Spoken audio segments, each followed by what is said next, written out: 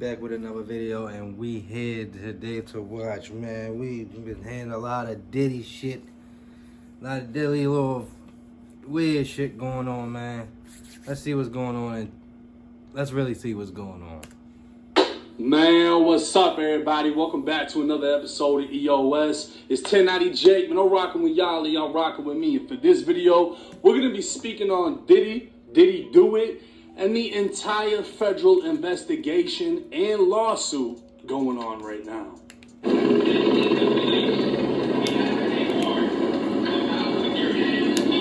Tonight at 11, Sean Combs' luxury mansions across the country raided by Homeland Security agents, and two of his kids put in handcuffs. Federal Homeland Security investigation. They trying to say his mother's, the mother of the kids trying to say that he was being mistreated, very unrespectful. They was being, I guess, jacked up and shit, guns to the head. Man, they don't know what the fuck y'all got going on in there. They not playing with you right now. We don't know what's going on. Heavily armed and armored tactical teams, guns drawn, clearing room to room. A similar scene playing out in Diddy's homes more than 2,000 miles away on Miami's Star Island. They Island. really in them big ass houses, and there's only like 3 or 4 of y'all. In them big 15-room houses, yo. Like, what the fuck? Diddy Do It has got to be the #1 question of 2024, as the hardest lawsuit in hip-hop has the internet in shambles. Fed raids, private jets, and the wildest parties have hip-hop legend Diddy in the hot seat as the feds investigate, 50 instigates, and the rest of us wait to see Diddy Do It. Now, y'all are in for an exciting ride, because this case starts off with its own trigger warning, something I've never seen in my 5 years of covering legal work. But obviously, we're going to abide by YouTube guidelines, and I'll let y'all use your adult imagination to fill in the blanks. Rodney Jones, who is more commonly known as Lil Rod, No Diddy, is an award-winning Grammy nominee producer, artist, and instrumentalist from Chicago. He's also apparently Diddy's worst fucking nightmare, as he's airing everything out. Oh shit. According to his GoFundMe, Rod worked 1 year straight on Diddy's Love album, and apparently got fucked over on money, publishing shares, and royalties for the project. With a goal of raising $50,000. Swear it always crumble at boy. Once a nigga owe you some money, then boy, that's when it start crumbling. All the time. Rod claims taking Diddy to trial could cost him up to $300,000, and every donation counts. Rod would claim for the last 6 months, him and his team try to resolve these issues with Diddy, but Diddy's tactics were to stall communications, dry out his money, and leave Rod in a desperate state without any ground to hold up against the music mogul. So Rod said, fuck it. The 105-page amended lawsuit would state Rod lived with Diddy for months, spending holidays, birthdays, and missing family events. Damn. He lived at Diddy's $40 million Los Angeles estate and $35 million Miami mansion. He'd also spent several weeks on a yacht rented by Diddy in the U.S. Virgin Islands. While living a superstar lifestyle doesn't sound so bad, Lil Rod would claim he witnessed, experienced, and endured many things that went far beyond his role as a producer. Dang. Diddy required Rod to record him constantly, and on several occasions took Rod's phone to record himself. As a result, Rod has secured hundreds of hours of footage and audio recordings of Diddy, his staff, and guests engaging in serious illegal activity. Oh, what the fuck? Why would you know what? Why would you want that recorded, my friend? This lawsuit is exposing it all. On September 12, 2022, Bro. there was an argument within a Los Angeles recording studio between Diddy, his son Justin, and a man named G, who was a friend of Justin.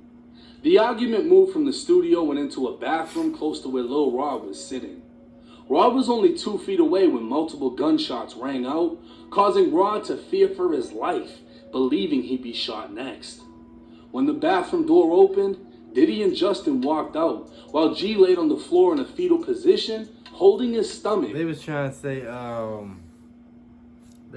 say, Diddy tried to run off in a private jet after his guns got caught up. He was caught almost leaving in a private jet. Yo, people be having so many assumptions and Justin stories. walked out while G laid on the floor in a fetal position, holding his stomach and bleeding out. Oh, what? A crowd was now standing around G, but nobody was helping him. So Rod ran over and began applying pressure while asking the crowd to call an ambulance. Rod would lift G to the ambulance as Diddy and Justin disappeared to another. Want to know how I took my business to the next level? It's simple. It's Shopify. To another part of the studio. Diddy would later give strict instructions to inform police he had nothing to do with the shooting and force Rod to lie to police by telling them G was shot outside the studio in a drive-by. A news report would be included in the lawsuit stating one person was shot outside of a Hollywood recording studio around 3 a.m. It would also state the man was shot after stepping outside the studio. Lil Rod would claim to have several corroborating witnesses he spoke with anonymously because they fear retaliation from Diddy. But they've allegedly agreed to speak on what they saw if subpoenaed to court. I was about to say, like, man, if the man just said he was scared of him, he's scared of, okay, doing a come up, he was processing, okay, I gotta lay low, just not say much, let Joe do his thing, but now I got this shit in a nutshell. And if the courts order them to come in, they'll answer the toughest question: did he do it? Screenshots of the aftermath would be included in the paperwork, along with a screenshot of Diddy in the studio, and Rod would claim because Diddy failed to provide security for himself and other workers within the studio, he is now severely traumatized. Rod would claim he now suffers from PTSD, severe anxiety, depression, and insomnia. But it wouldn't stop there. Lil Rod would also attempt to unravel the cover-up. An Instagram message would come from the actual recording studio stating the shooting happened a half block away, was the result of a robbery, and G returned to the studio after being shot. Damn. TMZ would report the story told to cops that night was the victim was robbed at gunpoint by two individuals outside, one of which who shot the victim. The lawsuit would highlight how strenuously secure the studio was, such as having to be buzzed in, identifying yourself to reception, being on a visitor's list, etc. Just to get to the bathroom G was found bleeding in, you'd have to pass reception, walk down a long hallway past 3 recording studios. Bro, ain't no way in the fucking world I'm going all the way back there with this nigga. Ain't no way in the world, y'all. Etc. Just to get to the bathroom G was found bleeding in, you'd have to pass reception, walk down a long hallway past 3 recording studios, turn left, pass a lounge, and finally reach the bathroom. Being shot and left unable to walk, it sounds highly unlikely G would make it a half block back to the studio and all the way to the bathroom just to be carried out to an ambulance. So why hasn't anyone else spoke out? Well, apparently days before the shooting, Diddy sent a non-disclosure agreement to everyone that would be present within the studio.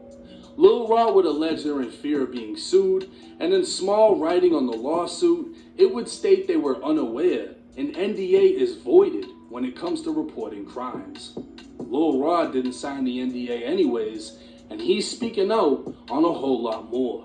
Damn. While living with Diddy, Lil Rod would claim to be the victim of constant, unsolicited, and unauthorized groping and touching of his.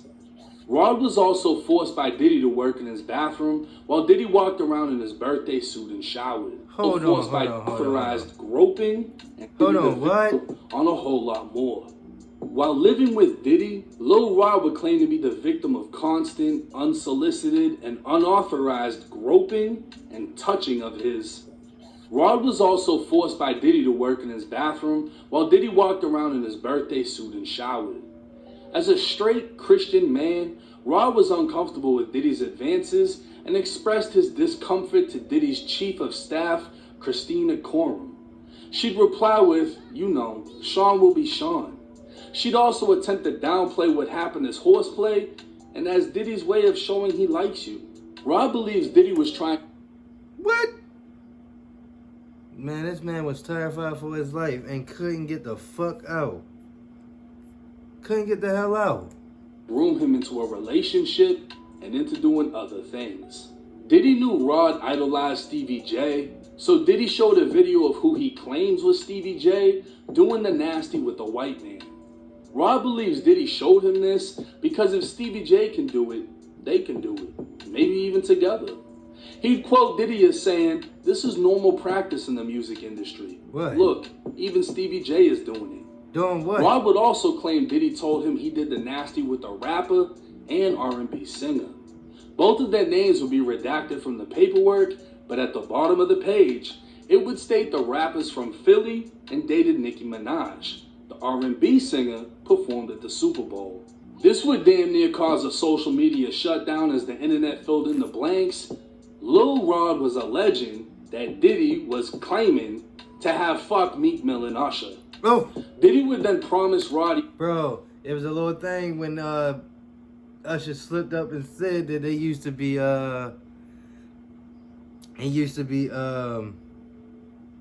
wrestling Usher. They used to wrestle Usher. Whatever the fuck he was talking about, man. It's some weird shit in this one, y'all. This is some weird shit right here. But listen to this. Listen to this. Internet filled in the blanks. Lil Rod was alleging that Diddy was claiming to have fucked Meek Mill and Usher. Diddy would then promise Roddy win a Grammy for Producer of the Year if he got down with the Get Down. Fast forward to Thanksgiving of 2022, Rod was in Diddy's Miami mansion along with Young Miami and her female cousin. Diddy was intoxicated, to say the least, and offering cocaine, but Rod rejected. Say it's not you, it's me to your old wings and get new honey lemon pepper wings from Popeyes.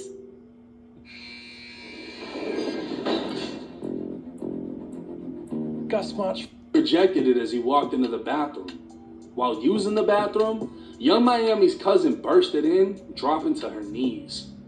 Rod claimed he had to push her off him to leave the bathroom, but she just followed, undressing along the way as she attempted to straddle him in front of Diddy and staff.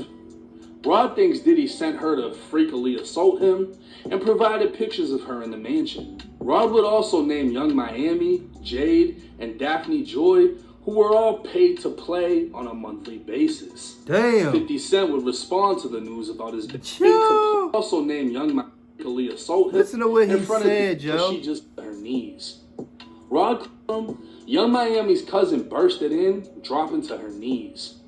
Rod claimed he had to push her off him to leave the bathroom, but she just followed, undressing along the way as she attempted to straddle him in front of Diddy and staff. Rod thinks Diddy sent her to freakily assault him and provided pictures of her in the mansion. Rod would also name Young Miami, Jade, and Daphne Joy, who were all paid to play on a monthly basis. Damn. 50 Cent would respond to the news Yeah, he about made his baby fun of mother this on shit. Instagram. Apparently, this wasn't the first time Diddy sent a hit, and Diddy was big on hiring girls to do what he asked. Rod would claim he'd be drugged, waking up next to Diddy and two girls Diddy paid to play. On another occasion, Diddy tried to get him to do coke, but would end up waiting a little later to do coke with Young Miami. Diddy would send Rod to Miami's famous strip club Booby Trap to recruit girls while wearing a bad boy baseball hat. Diddy would then force him to have fun with the same girls. To maintain control over Rod, Diddy would promise him $250,000 for any instruments he wanted, ownership of a $20 million Miami home, and access to record label executives. But at times, Diddy would switch his approach, threatening Rod with violence, and at one point saying he'd eat Rod's face and kill his mother. Damn. On July 2nd, 2023, Diddy had a listening party at his California home. According to Rod, there was an R&B artist, Diddy's son Justin, and underage girls.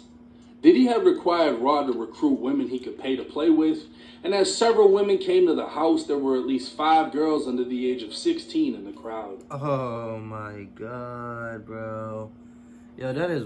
I don't play that underage shit, man. I don't play that underage shit, man. That shit is sad. Like, why? Why? Yo, it is so many women out here in this world, and you do not need a little baby. Why? Niggas just be doing it just because you don't supposed to do it. Diddy forced everyone to drink liquor laced with ecstasy. Oh. And when Rod attempted to leave, Diddy took his car keys, forcing him to stay. After consuming 4 laced shots of liquor, Rod fell asleep, waking up naked with a female next to him. Oh my God. So while Diddy allegedly threw himself and multiple women at Rod, Diddy would also allegedly try to hook up Rod with a famous actor. Rod would be introduced to Cuba Gooding Jr. while they were on a yacht. Video evidence would show Cuba began touching, groping, and fondling Rod's legs, inner thighs, shoulders, and the small Bro, this is the weirdest shit ever, man. back. That's some weird Rod shit. would claim he was extremely uncomfortable. I bet But in so. a screenshot from the video, Rod appears to be smiling through it before allegedly pushing him away. Once again, Rod was fucking up the vibe, so Diddy had him sit down while showing an arsenal of guns and bragging about the shootings he got away with. This will be when Diddy allegedly said he was responsible for the shooting in a New York nightclub with the rapper Shine. It was 2:55 a.m. on December 27th, 1999. Shots rang out at Club New York in Manhattan, and 3 people were shot, while Diddy, J-Lo, and Shine were arrested after a gun was found in their car. Shine would end up being the only one charged and sentenced to 10 years in prison. It's been said Shine made a deal with the devil, taking the charge for Diddy, and Rod is now saying Jenny from the block is the one who carried the gun into the club and passed it to Diddy before he opened fire. Cassie would also claim in her lawsuit Diddy had her carrying guns in her purse just to make her feel uncomfortable and demonstrate how dangerous he is. Damn. Rod was terrified, felt he couldn't tell Diddy no, and Diddy apparently made it clear his security Fahim Muhammad had the power to make people and problems disappear. According to Rod, Diddy instructs his staff to always contact Muhammad if the police in Miami or California pull them over. It was also Muhammad who spoke with LAPD. Hi. Muhammad. Nice to meet you. Follow me. Spinning the story. Muhammad must have been getting paid some good money. He had to be getting paid some good money, because, like, ain't no way in the world. Ain't no way in the world. Cover up the recording studio shooting. The lawsuit would state Christina is the Ghislaine Maxwell to Sean Combs' Jeffrey Epstein. Rod would witness Christina openly ordering staff to keep Diddy high off gummies and pills. She'd require all employees, from the butler to the chef to the housekeepers, to walk around with a black Prada bag or fanny pack filled with cocaine, GHB, ecstasy, marijuana gummies, and Tusi. Hey. She wanted Diddy's drug of choice available at all times whenever he asked for it. Now, Tusi is pink cocaine mixed with ecstasy, and it's more popular in places like Puerto Rico, the Dominican Republic, and Colombia. Ain't that some With shit? Miami being in close proximity to the islands, Tusi would find its way to Diddy's mansion. And according to Rod, Christina distributed the drug to Diddy's celebrity friends and women who came to party. This brings us to former basketball player Brendan Paul. Brendan would work as Diddy's drug mule, acquiring and distributing drugs and guns alongside another associate named Frankie Santella. In one incident, Brendan would forget to bring Tusi for Diddy, so Young Miami brought it on a private jet from Miami. Brendan would go viral after being arrested with cocaine during the federal raid of Diddy's homes. He's since bonded out of jail, but many are wondering now that he's facing prison and a federal investigation, if he'll cooperate against Diddy. Rob? I think he may. I think he may. I think he may. Or Diddy might get somebody to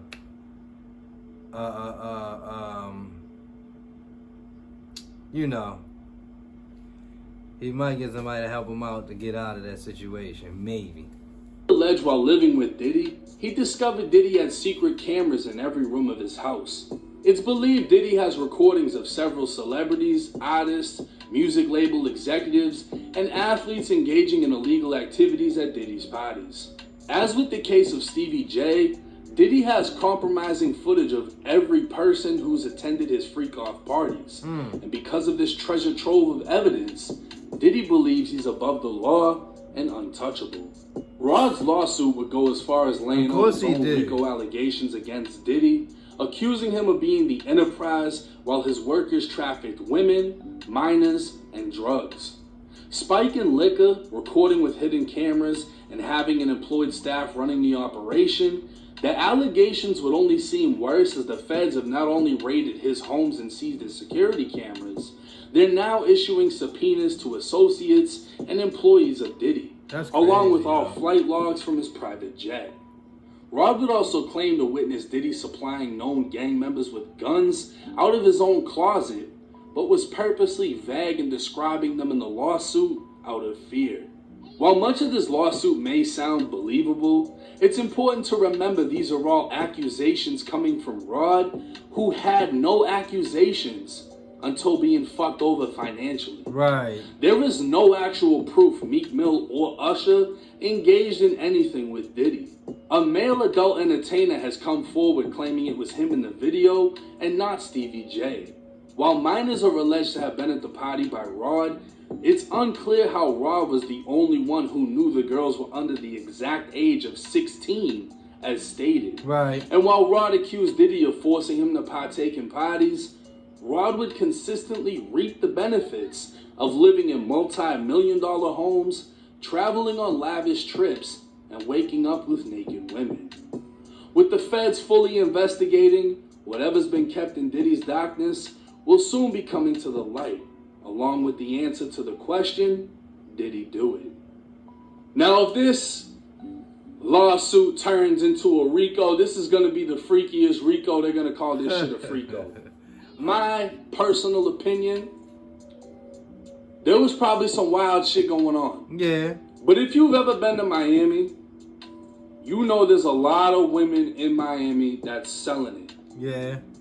As far as trafficking goes, because, you know, the whole pimp game, they changed it up. First, you were getting charged as a pimp. Now you're getting charged with human trafficking. Right. They changed the game. So a lot of what they're alleging is Diddy just paid females to show up and do things for his guests. It's not like Diddy was flying in females from different countries and taking girls from Mexico and hyping it up into a whole nother element. As far as I know, I mean, from what I'm reading, all it is they were going to booby trap, getting dancers to come over and get freaky at the party. Now, you're not supposed to spike anybody's drinks, but if adults are there and they want to, whatever they want to do, they're adults. That's on them. As far as trafficking drugs, no, you cannot take pink cocaine from Miami and fly it to LA. But then again, I'm pretty sure an amount would come into play when it comes to trafficking. As far as having ammo on other people, because he's got secret recordings, in the state of Florida, it is a felony alone to record someone without their permission, without their knowledge of being recorded. So if he has all that, and the feds find all that coming from his Miami home, that in itself is a charge against him. Now, keep in mind, all of these things are just accusations by Rod. Right. When it comes to Meek Mill, when it comes to Usher, Stevie J, everything is just an accusation. It's the equivalent of me robbing someone, right? Let's say I make them piss themselves. They're super scared, whatever. They know I did it. When they go to the police, they could say I pissed myself. They could say whatever they want. They could make something completely up. The police are going to write it down, and when you go look in the paperwork, that's what it's going to say, that he said this. That doesn't mean that's what actually happened, but that's what he's alleging. So Rod is alleging these things, and that does not mean these things happen. So for Meek and everyone else that's been catching shit about this, I'm sure they have the understanding. I highly doubt that they were doing these crazy things. I don't know. I might have a different opinion because I feel like right is right, wrong is wrong. And if you were with all the bullshit up until you got fucked over on money, it's like you were partaking in it. Correct. Correct, but he swear to God that He swear to God, he was the scared one, and nothing was going on with him. He was just being bullied all over the place. Now he gonna use little accusations. Yeah, they was probably doing wrong, but I'm about to add some shit. And the whole world already think Diddy gay. They already think about, so I'm gonna say, I'm gonna throw Meek Mill in it. I'm gonna throw Stevie J in it too. Oh, and Usher. I'm gonna throw him in it too. But if it could be real, like you said, they just accusations for right now.